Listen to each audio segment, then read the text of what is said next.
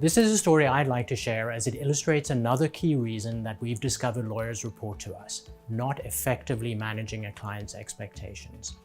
In this file, a senior lawyer acted for a wife after the breakdown of her marriage.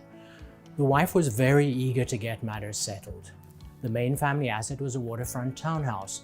The husband and wife had each contributed $75,000 of their own money to buy it and had borrowed the rest, secured by a mortgage.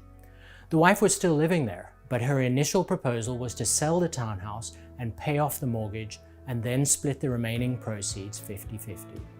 The husband countered this with an offer to pay $100,000 to buy out the wife's interest, and he would take over the mortgage.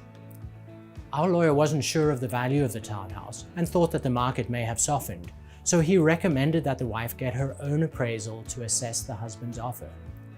But she thought that she knew what the townhouse was worth, so she dismissed the need for an appraisal and rejected the husband's offer as too low. After more negotiation, the husband again offered to buy the wife's interest in the townhouse, but now his buyout figure would be based on an appraisal they would arrange. He would pay her half of any equity remaining after the mortgage, based on the appraised value. This time, the wife told the lawyer that she had just had enough and wanted to get things over with, and she agreed to the husband's offer.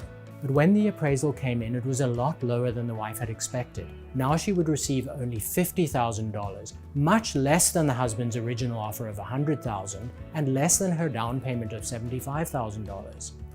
The client balked at this and refused to go through with the agreement. She said that she thought she would get back at least her original down payment of $75,000, and she thought she had made this clear to our lawyer. She was also upset that she hadn't accepted the earlier higher offer of $100,000. This was a clear case of settler's remorse. The wife had struck a deal she later regretted when the full impact hit home. For his part, our lawyer said that in hindsight, he would have spent more time explaining the risk of going without an appraisal, and he realized how important it is to discuss possible outcomes when negotiating an acceptable agreement, particularly given the emotional stress that his client was under.